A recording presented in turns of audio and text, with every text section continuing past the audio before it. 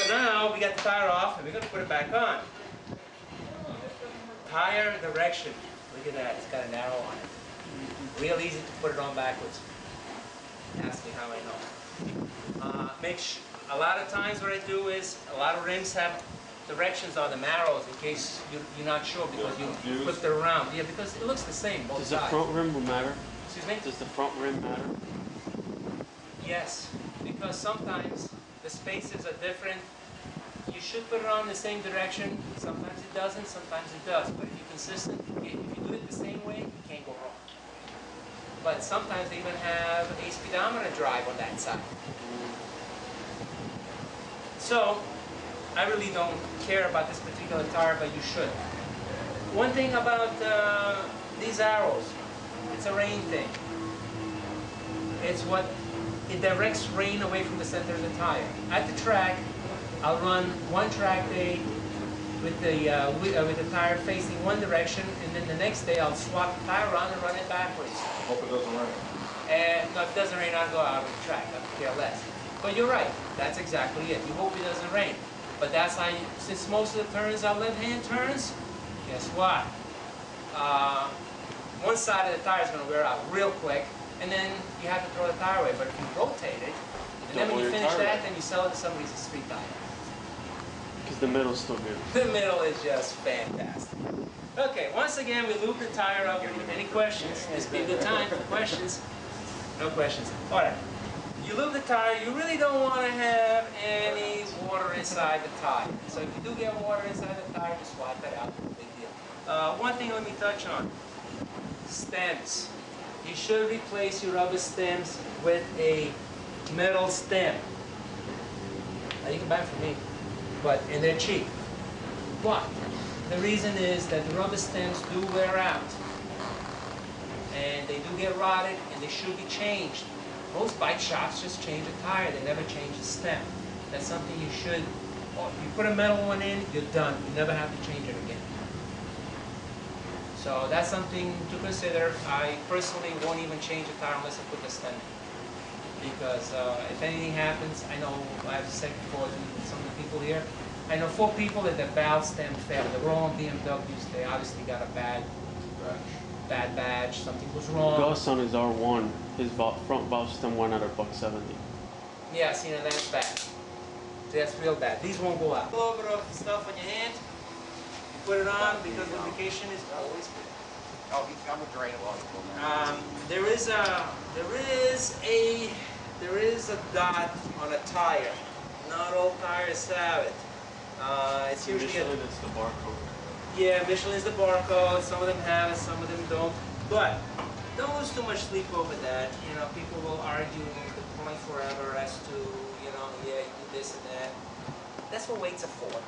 You know, in a perfect world, you want everything to be perfectly balanced. But, you're going to balance it anyway. So if you're a little bit off, don't lose any sleep over it. There's way too many other things to worry about. All right, we're going to do the first thing. Now, notice I'm doing it by hand. I'm trying to get the most out of it. And this sucker's easy. And the first one's free. Not always, but usually free. The second one, you're going to have to earn that sucker. So you bring it back. You have to get the step in. Once again, you work it. And what you do is you kneel on it and you try to keep it in the center. You see how it's in the center here? If you don't do that, this is steel. You will never get this over that unless that's in the center. Flat out impossible without tearing up the tire, and then what's the point? Once again, the spiffy protectors, big bucks. By the way, the ones you buy for $5 for the set are crap. Don't waste your time. They're really fast. Did you damage tire by stretching? Once again, the rim protectors that are made specifically for this, I've used them before. They're junk. They're very hard to use. They're very fat, and they usually wind up inside the tire, and it's a bitch to get them out. I find that these are much better. This is not my idea, but the person who, I read this off the net that recommended these.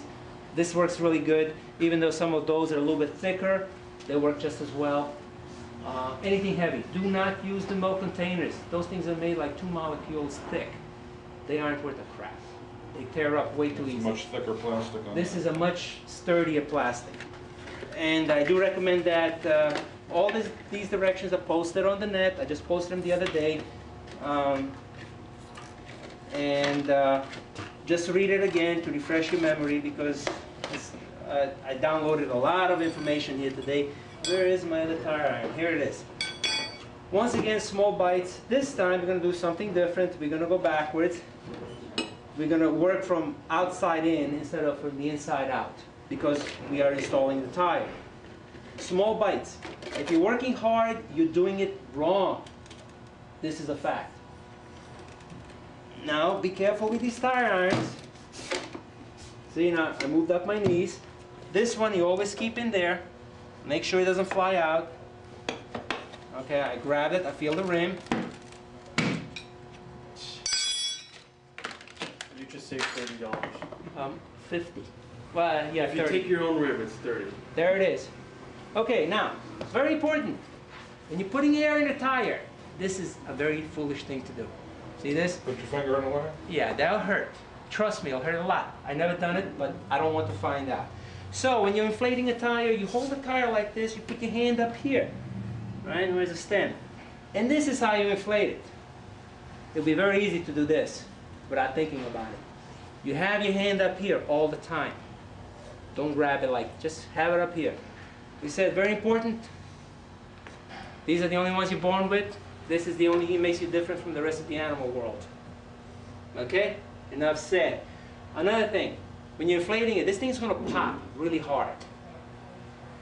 Expect it. And it still scare the heck out of you every time it does it. The reason I like to hold it like this is if anything happens to this bead, like for some strange reason it has a weakness in it or whatever and it blows out, you want it to blow out that way. You don't want it to be blowing out this way. This comes from aviation experience where we put 200 psi in a tire. Wow. So, and the tires are like 4 or 5 feet tall and they're about this wide. So there's a tremendous amount of energy there. There's a tremendous amount of energy in here, but that one is just